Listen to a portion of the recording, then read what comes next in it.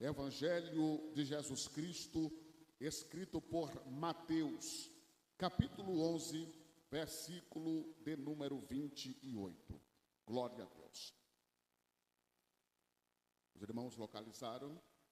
Está escrito assim: vinde a mim, todos que estáis cansados e oprimidos, e eu vos aliviarei.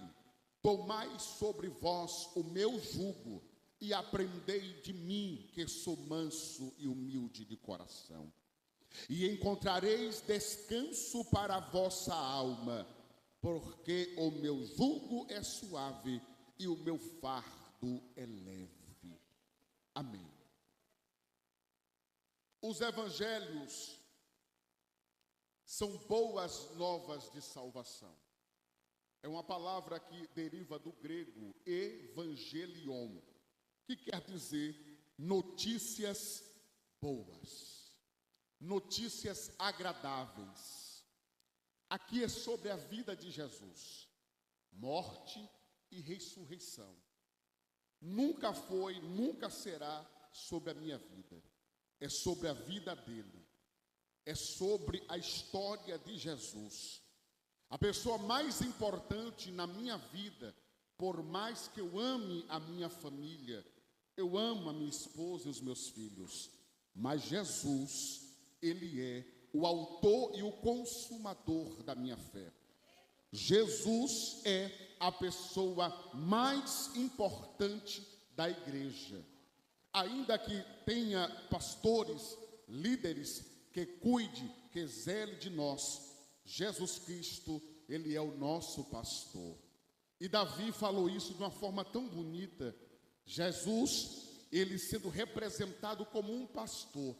Davi no Salmo 23, ele vai dizer: o Senhor é o meu pastor, nada me faltará.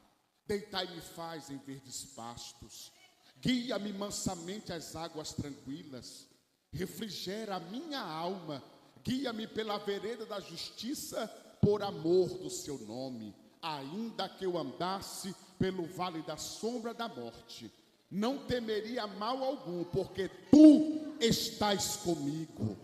A tua vara e o teu cajado me consola. Prepara-me a mim uma mesa perante a presença dos meus inimigos. Unge a minha cabeça com óleo e o meu cálice transborda. Aí o final ele vai dizer: certamente que a bondade e a misericórdia do Senhor nos seguirão por todos os dias, e habitaremos na tua casa por longos e longos dias. Você pode dizer amém? Você pode glorificar o nome daquele que cuida de você, daquele que zela sobre a tua vida? Pois bem, os evangelhos é sobre Jesus. Não é difícil falar de Jesus, não é difícil pregar nos evangelhos. Se os irmãos observar Mateus como um bom judeu, Mateus começa o seu evangelho trazendo a árvore genealógica de Jesus. É difícil convencer um judeu, é difícil apresentar alguma coisa para o judeu. Quer ver coisa? Se um judeu for fazer um negócio com um homem, a primeira coisa que ele pergunta: tu é bom marido dentro de casa?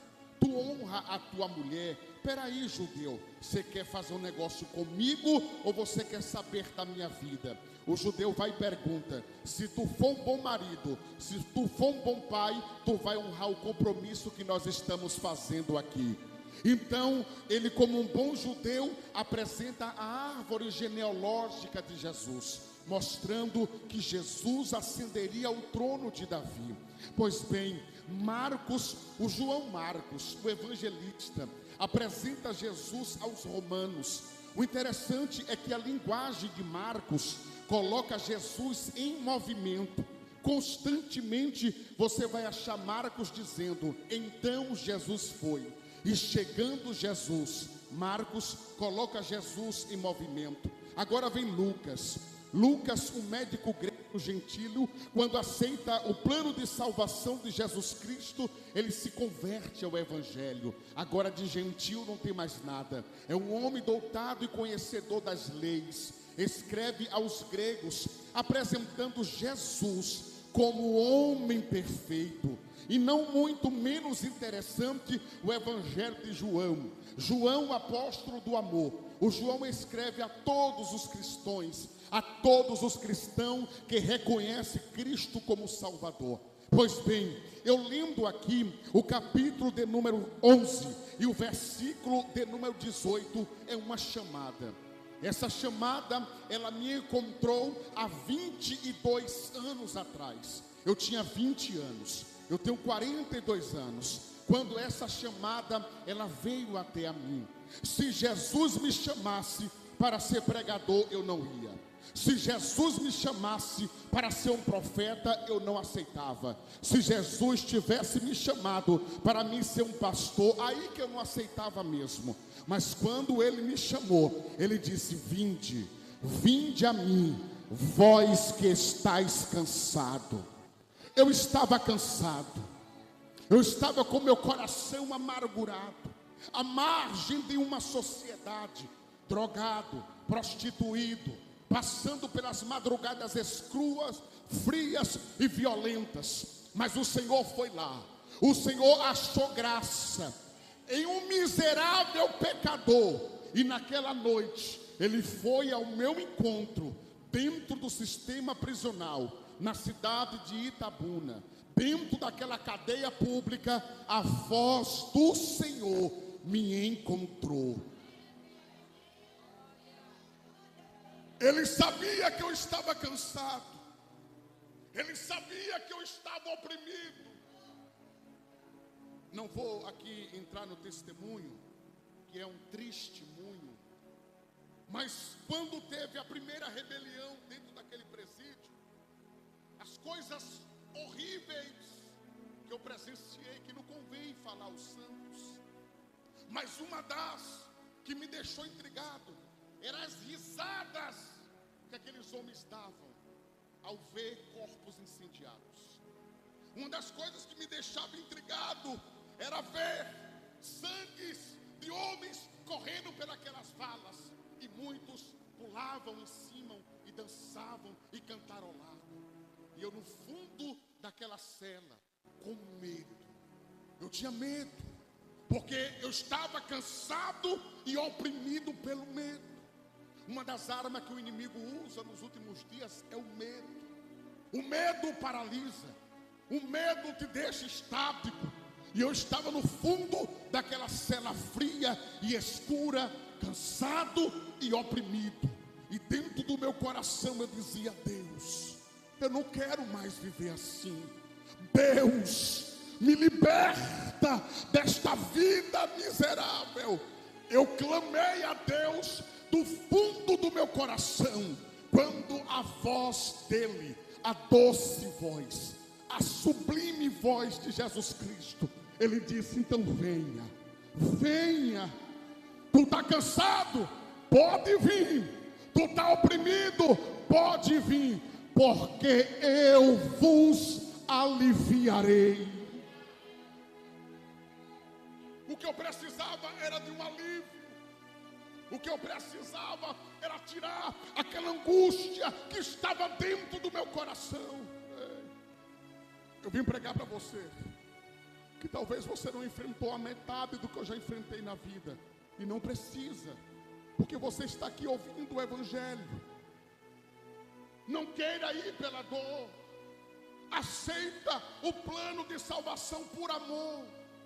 Eu não tive o entendimento. Eu sou de uma família, toda a minha família de matriz africana. Fui consagrado dentro dos terreiros de Candomblé. Eu não tive a oportunidade que os meus filhos hoje têm em nascer em uma família cristã.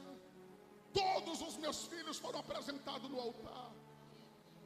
Eu não tive a oportunidade de alguém pregar para mim o evangelho. Eu tive que conhecer a dor primeiro. Eu tive que conhecer o sofrimento primeiro. Eu estava perguntando em casa: eu vou pregar o que, Jesus? Eu ainda sou esse pregador à moda antiga, tá? Eu ainda oro, eu pego um pedaço de papel como esse, eu faço meus rascunhos, Eu ainda peço a Deus para me revelar a palavra. Eu ainda sou um pouco moda antiga. E o Senhor disse: tu vai falar sobre cansaço. Tu vai falar sobre opressão. Tu vai contar o que você viveu e o que eu fiz. A minha igreja precisa ser testificada pelo meu Espírito.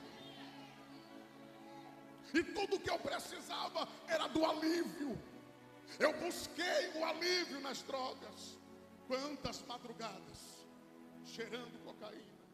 Quantas noites fumando maconha. Quantas noites bebendo ao ponto de cair ao chão. Teve uma noite que eu fiquei tanto que ao voltar para casa eu quase caí em cima da ponte. Se caísse, acabou a minha vida. Alguém passou na hora, me segurou pela ponta da camisa e disse: esse é o filho de Selma, puxa ele, misericórdia dele.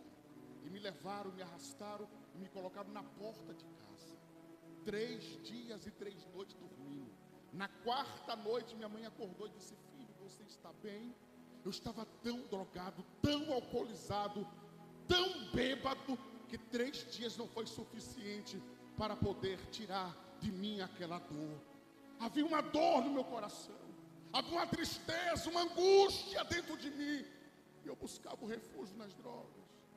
Eu buscava o refúgio na bebida. Eu buscava o refúgio no tráfico. Eu não tinha encontrado algo ainda que suplisse a minha necessidade. Mas quando foi um dia, a voz dele veio até a mim. Eu estou pregando para você nessa noite, que um dia ouviu a voz do Senhor.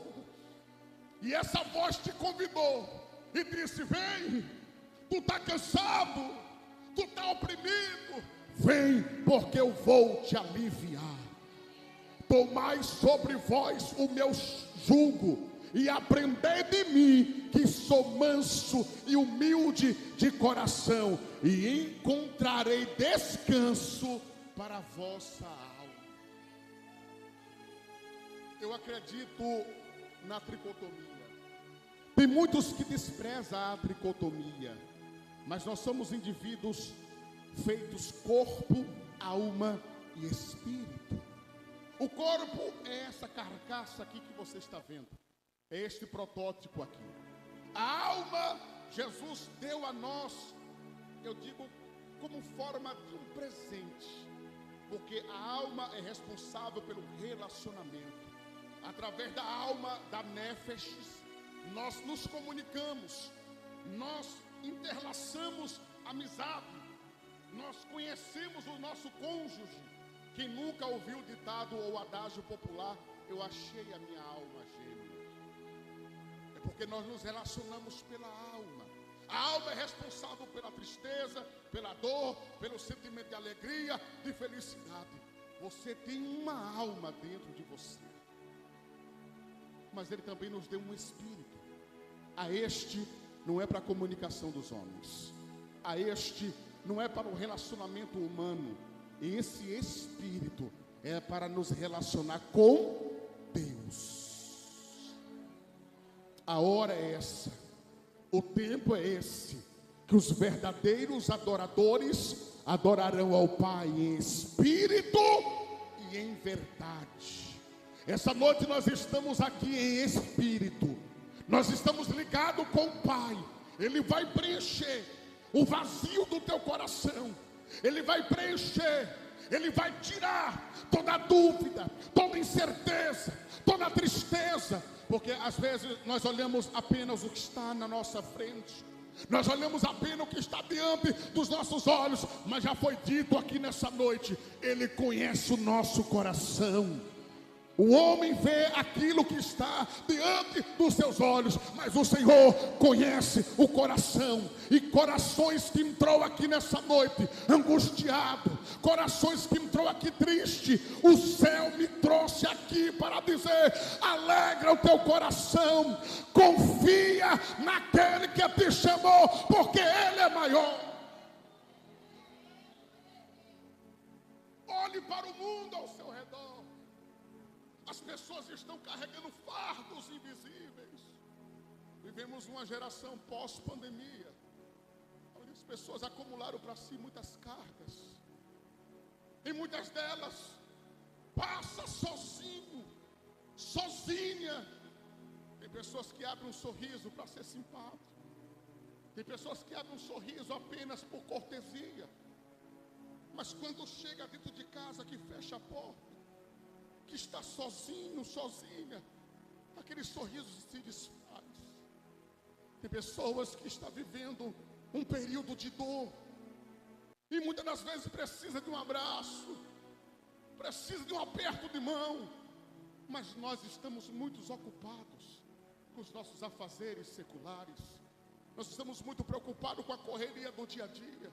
E às vezes tem pessoa do nosso lado que parece uma fortaleza, mas não é, irmãos.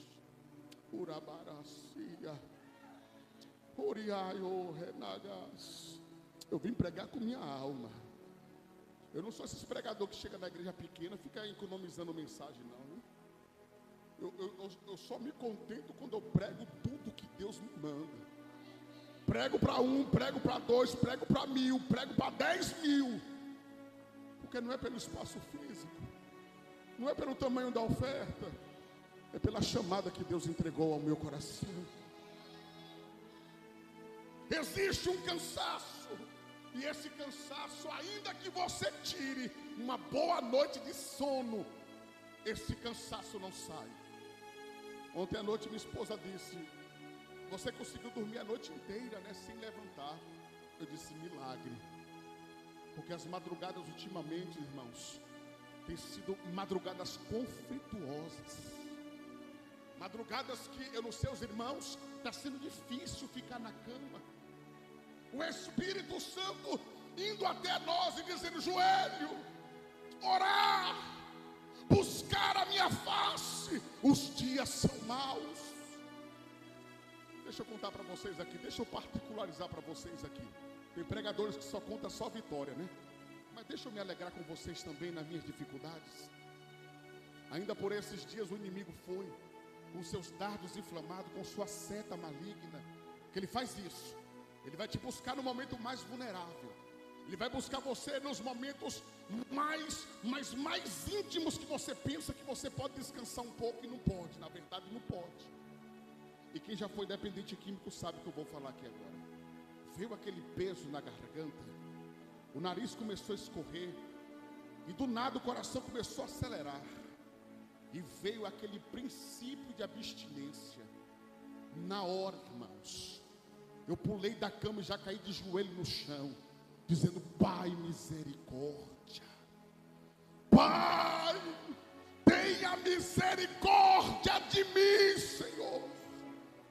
E já não me contentei mais de joelho. O que eu fiz? Eu já deitei no chão, literalmente com a cara no chão, e eu comecei a gritar: socorro, Senhor, ajuda-me, Pai.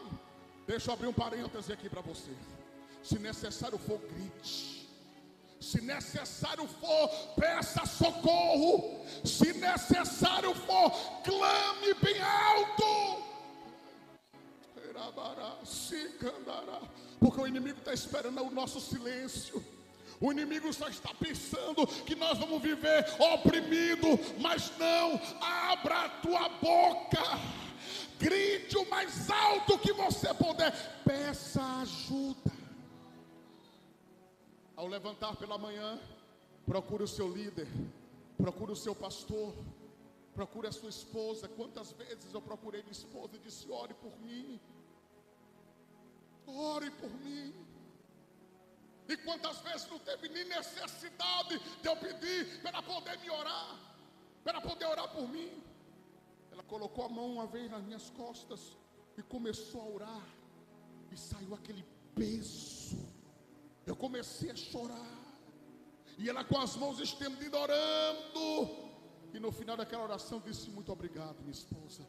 Só Deus e eu sei o tamanho, o peso, o fardo que é você levar o ministério a sério.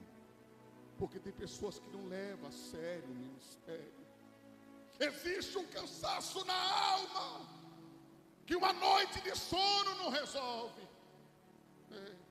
Se tomar um remédio, você vai trazer cada vez mais ao seu organismo, você vai sujar o seu organismo e não vai resolver, porque o alívio só está aqui em Jesus. Havia duas questões aqui na época, e eu gosto de Jesus porque Jesus é crente. Ele vai tratar isso aqui. Quando Jesus proferiu essas palavras, havia uma classe de fariseus. Irmãos, o propósito dos fariseus no começo foi benéfico. Porque o que é os fariseus? Protetores das leis. Foi quem se levantou e disse: não, a lei precisa ser cumprida. E da forma que vocês estão fazendo, não está certo. A princípio a ideia foi boa, só que eles se tornaram religiosos, a ponto de ter uma observância, cerca de 613 mandamentos. Eles colocaram cerca de 613 mandamentos, sendo que desses 613 mandamentos, havia 248 preceitos bons, benéficos, mas havia cerca de 365 preceitos negativos. Então eles colocaram um fardo, um jugo sobre o povo, que o povo não aguentava suportar isso, que nem ele mesmo era capaz de suportar. Ou seja, eles davam a direção da lei, mas eles mesmos não cumpriam a lei. E eu disse para vocês que eu amo Jesus porque Jesus é crente. Aí vem Jesus, com aquele olhar doce, meigo e suave, em direção dos fariseus, dos escribas, dos anciões. No capítulo de número 23 de Mateus, versículo 27, Jesus abre a boca e diz: olha o que está escrito. Capítulo 23, versículo de número 27. Ai de vós, escribas e fariseus, hipócritas,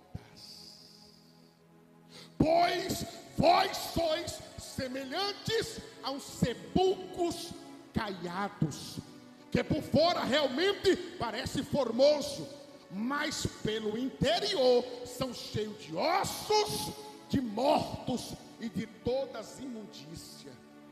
Jesus, quando confrontou os fariseus, Jesus disse assim: olha, vocês até parecem ser, mas vocês não são. Vocês até parecem ter, mas vocês não têm. Então esse foi um do combate que Jesus teve. Foi um dos embates que Jesus teve com os fariseus. O outro era Roma, e esse aqui era o mais perigoso, porque naquela época os religiosos se associou a Roma. Eu vou falar uma coisa aqui que ninguém gosta, mas é Bíblia. Nesta época aqui, a igreja estava envolvida com a política. Ah, pastor, mas a política não é de Deus.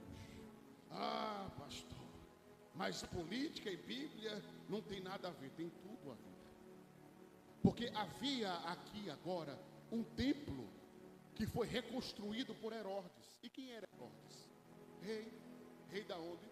Judeia. E aonde é que estavam os judeus? Na Judeia. Sob o domínio de quem? De Roma. Os sacerdotes se alinharam ao governo romano. Os sacerdotes cederam a cadeia. Aqui o governo sacerdotal está corrompido. Eu vou fazer o seguinte, já vou sair daqui. Isso dá um problema, isso não abre agenda. Dificilmente eu retorno no mesmo lugar para poder pregar. Ainda ontem eu mandando uma mensagem para um pastor lá em Minas Gerais. No congresso passado, eu preguei um negócio lá que eles não gostaram. Eu disse, provavelmente esse ano eu não volto. E eu não vou voltar. Porque eu preguei sobre a mesa de Acabe e Jezabel, a corrupção que estava no altar. E eu disse que crente não vota em narco-presidente. Crente não vota em partido das trevas. Oh, irmãos, era nítido. A igreja botou aquele pá de cara. Os pastores no púlpito ficou se contorcendo. E esse ano eu não volto mais lá, porque toda aquela igreja é do PT. Não é sobre um partido, não é sobre um homem sentado em uma cadeira da presidência, é sobre as suas ideologias. Nada contra Jezabel. Jezabel fez o papel dela.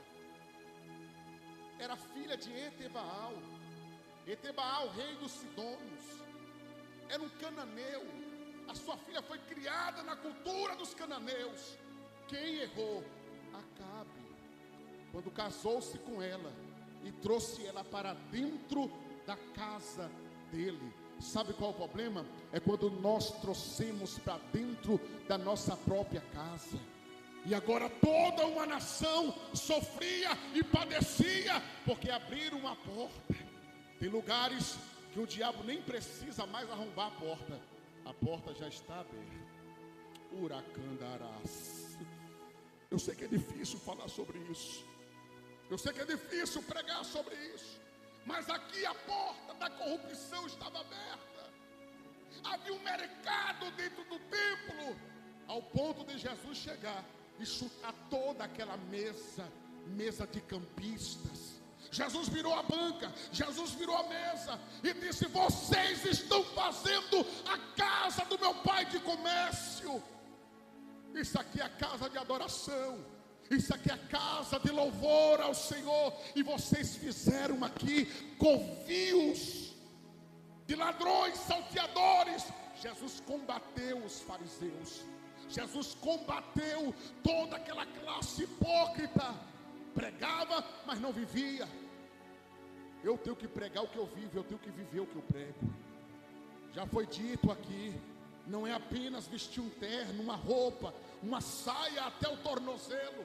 Não é só apenas necessário a estética, mas é necessário ter caráter, ter uma vida com Deus, viver dentro dos princípios, dentro do temor de Deus. O que adianta se vestir bonito? O que adianta pregar bonito, usar uma boa oratória, uma boa retórica? O que adianta conhecer a Bíblia de Gênesis e Apocalipse e não ter o temor de Deus? E não viver uma vida de santidade, uma vida de separação? O que adianta? Foi isso que Jesus estava dizendo. Vocês pregam aí 613 leis, mas não conseguem viver uma. Jesus não veio para desfazer as leis, Jesus veio para que as leis sejam cumpridas. Jesus disse: é o seguinte, dessas 613 aí, se você amar o seu Deus, se você conseguir amar o seu Deus sobre todas as coisas, e amar o teu próximo como a ti mesmo, pronto, resolveu. Ficaram nervosos com Jesus, ficaram furiosos, porque Jesus conseguia com as palavras, com a pregação, Jesus conseguia acalmar aquela multidão, Jesus conseguia combater os doutores, e eles ficaram preocupados, porque como homem nascido de uma mulher camponesa, como homem nascido de um carpinteiro, agora está sentado sobre a cadeira do templo e ensinando, lendo as escrituras sagradas. Como pode alguém que veio de Nazaré? Não foi isso que Natanael, ele vai abrir a boca e vai dizer: ô Felipe, como pode alguma coisa boa vir de Nazaré?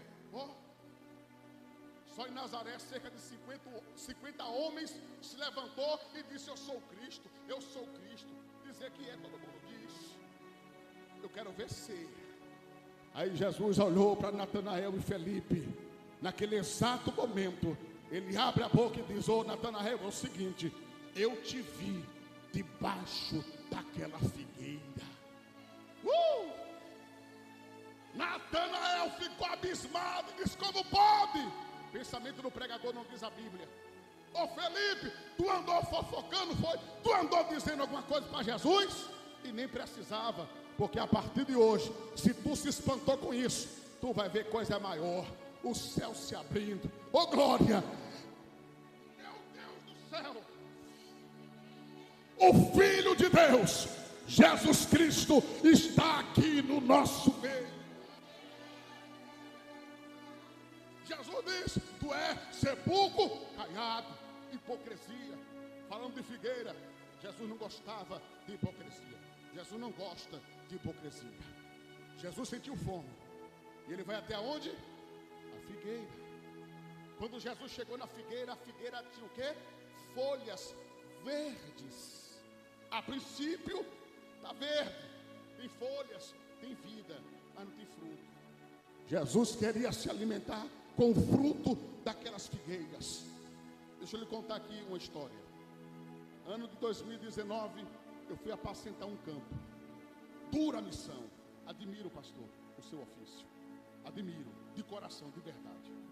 Pregador itinerante não sabe o que um pastor local sofre. Até então eu não sabia. Aceitei o desafio. Mesmo sem querer ir, eu disse, eu não vou.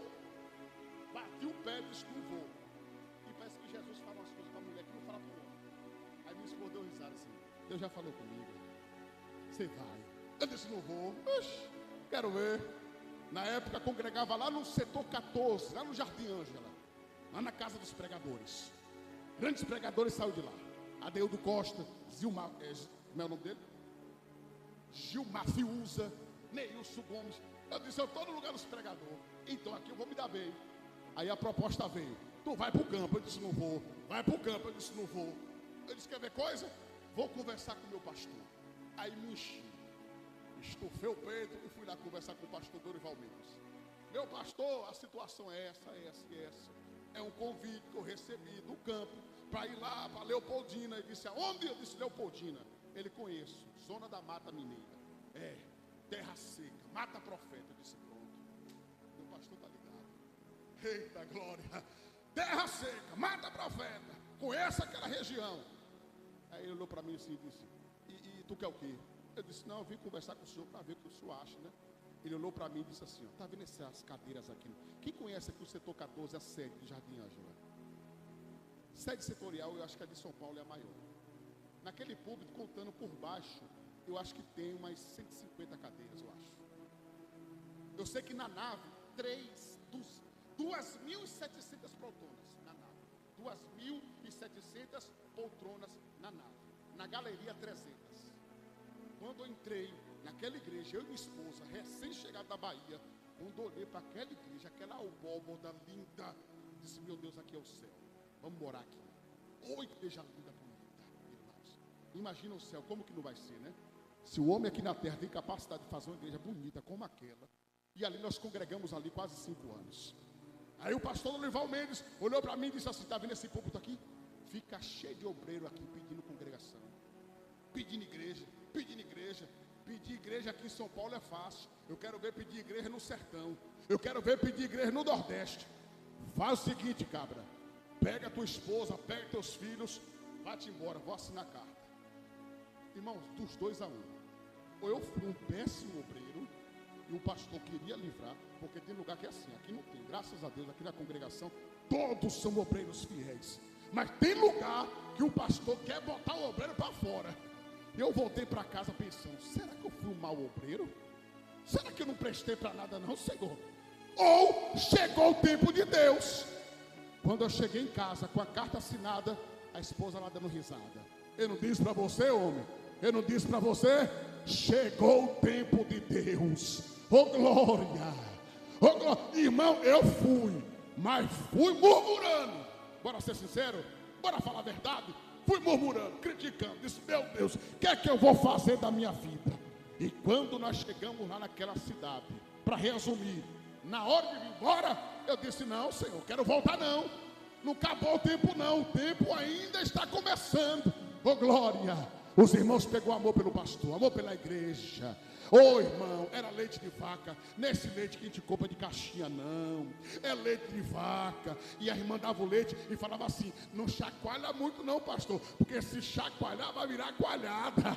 Ô glória! A gente vinha com um tonel de leite sem balançar dentro do carro para beber o leite fresco. E Jeová cuidando, Jeová zelando.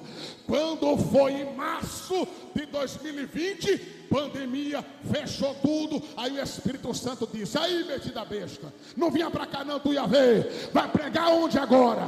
Vai profetizar onde agora? Está tudo fechado. E o céu dizendo: eu vim foi te preservar, eu vim preservar você. Então essa noite é a noite que Deus te trouxe aqui por amor à tua alma.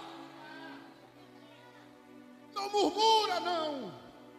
E lá na cidade teve uma fama lá na cidade, porque todos os pastores que passavam lá revelavam, todos os pastores que passavam lá profetizavam, e souberam que eu tinha um dom.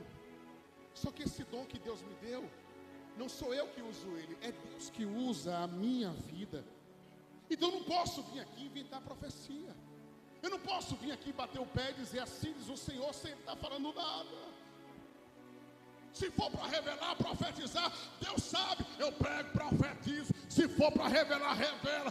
Faço o que Ele me manda. Pulo de um pé só, planto bananeira. Irmão, eu sou do manto, eu gosto. Eita, pensa no baiano que gosta do movimento, que ama as coisas espirituais. Mas eu aprendi a amar mais a palavra, irmãos. Eu aprendi mais a amar a palavra.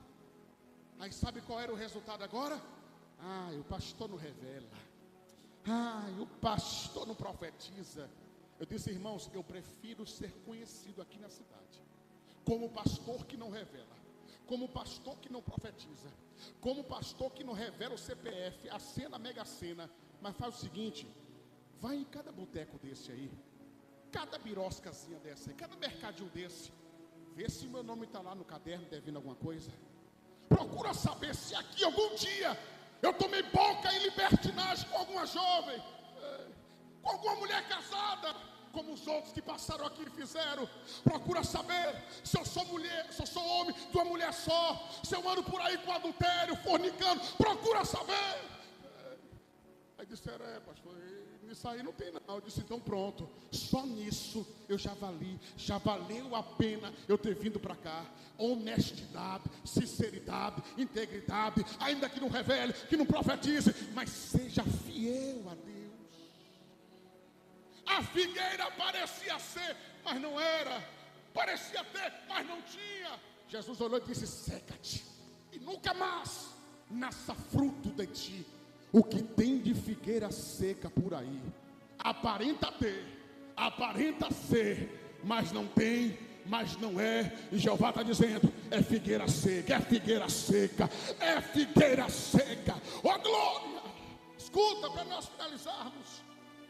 Quando Jesus proferiu a palavra cansado, Ele estava dizendo que esse cansaço é pelo esforço extremo.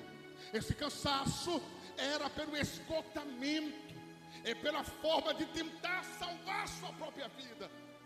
Naquele momento ali os judeus tentavam se salvar, porque Roma pesava.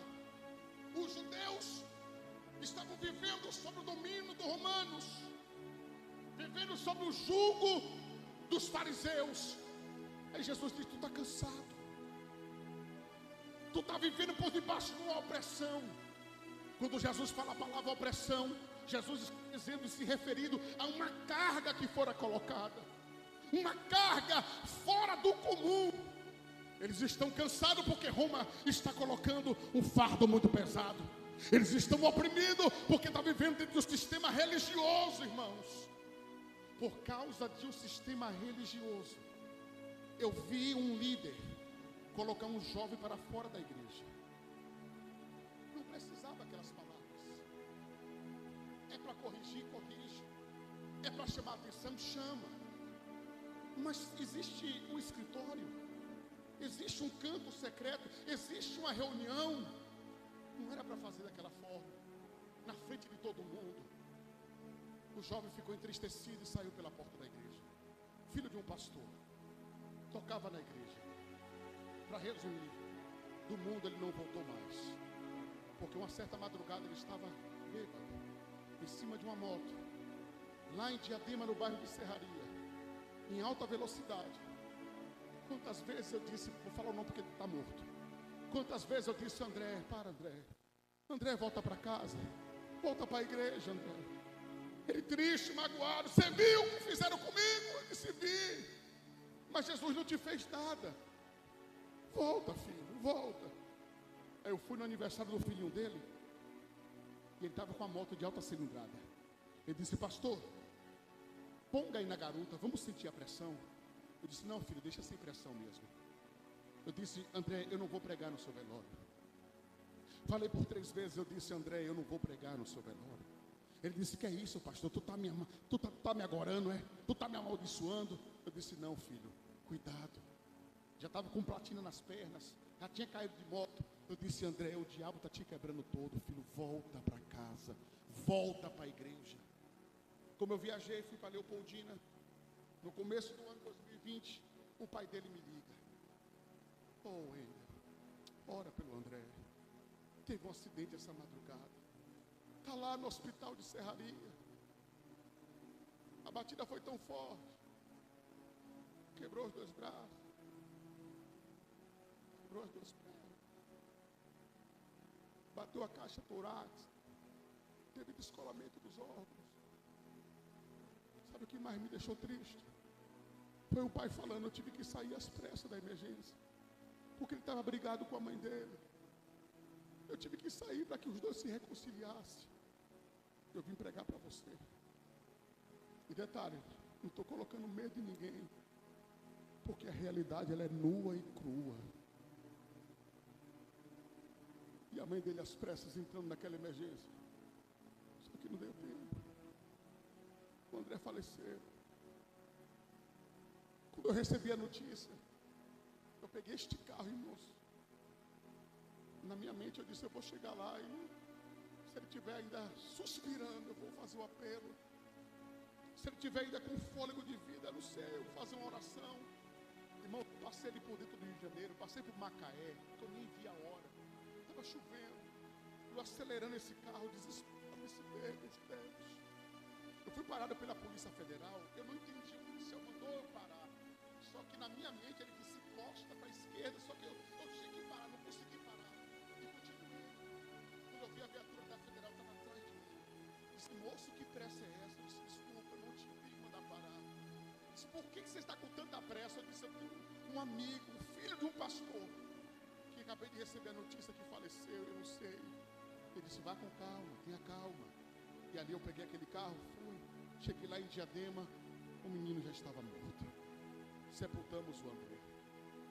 4 anos se passaram, conheci o Mateus. Quantas vezes eu preguei para o Mateus?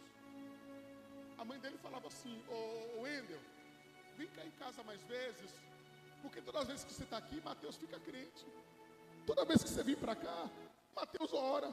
Irmãos, esse jovem dentro da comunidade do Sacadura, lá em Santo André, dentro da favela, organizou um evangelismo. Chamou os traficantes, chamou os aviões do tráfico, arrumou cadeira, arrumou energia. Ele fazia a obra para Deus. Ele não fazia a obra do Senhor. Ele fazia a obra para o Senhor, mas não a obra do Senhor. Para resumir, um dia a irmã dele entrou em contato e disse: pastor, acabou. Eu disse: o quê? Ele disse: o Mateus corre aqui na avenida 31 de março, onde tem a fábrica da Mercedes, lá em São Bernardo do Campo. Ele bateu, pastor, a moto. Eu disse: não estou acreditando. Saí desesperado de novo com esse bendito carro. Quando eu cheguei, que eu vi aquele estado, um jovem de 22 anos, caído sobre o chão, e um pai em cima chorando. Irmãos, pasmem. Depois que o Instituto Médico Legal retirou o que sobrou, teve um jovem que apontou um pedaço de osso. Era um pedaço de osso femoral. Pastor, que palavra é essa? Desculpa, filho. Se o testemunho e a pregação da palavra não te comover, irmão, eu não sei o que será. Irmãos, até hoje eu não fui nesse velório. Eu disse: eu não aguento mais enterrar jovens. Eu não aguento mais.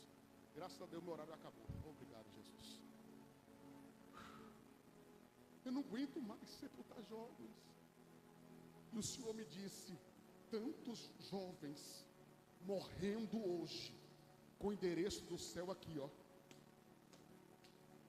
no bolso. Quantos jovens que morrem com o endereço do céu no bolso? E eu finalizo porque o meu horário chegou. Mateus capítulo 11, versículo 28. Vinde a mim, vós que estáis cansado. No mundo você não vai encontrar descanso para a sua alma. No mundo você não vai encontrar abrigo seguro. Só em Jesus. Essa igreja aqui hoje recebeu a palavra do Mestre, como recebe todos os cultos. Aqui tem um pastor, tem um ensinador, um doutrinador.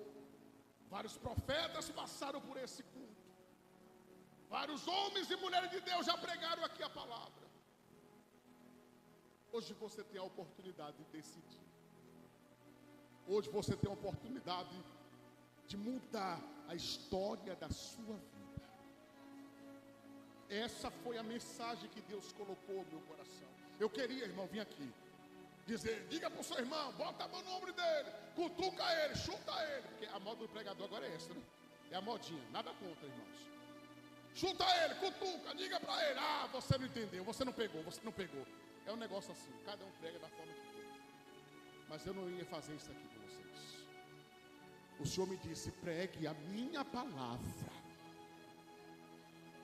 Seja fiel a cada ponto, vírgula e tio da minha palavra.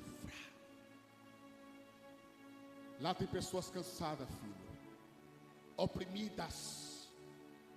E eu estou indo lá para poder aliviar, tirar o jugo, tirar o fardo, arrancar de uma vez por toda essa fadiga espiritual. Elabaracia, Rulaio rebarassi, não quero a baruque. Eu vim para poder resolver, diz o Senhor dos Exércitos. Elabaraçu de Camanasse. Pode orar pela vida. Autorização aqui do ministério. Se coloca de pé. Eu quero fazer uma humilde e singela oração. Já vou devolver o microfone. Glória a Deus. Você que esta noite veio a este culto, eu não posso deixar de fazer a você um convite. Você ouviu a palavra. Eu preguei a palavra. Agora é com você. Eu vou voltar para casa. Vou continuar cumprindo as minhas agendas. Eu vou voltar para o seio da minha família e para o meu lar. E você vai decidir se sai daqui hoje com a bênção nas suas mãos, a mudança de vida, e dá um basta de uma vez por toda nesse círculo vicioso. Pode observar a sua vida. Não sai desse círculo. Entra ano e sai ano, a mesma coisa. Você pode mudar. Se você quiser aceitar o plano de salvação, que é o plano de Jesus Cristo, se você quiser aceitar a este plano de salvação hoje, vem aqui, eu quero orar por você. Desliga todos os equipamentos.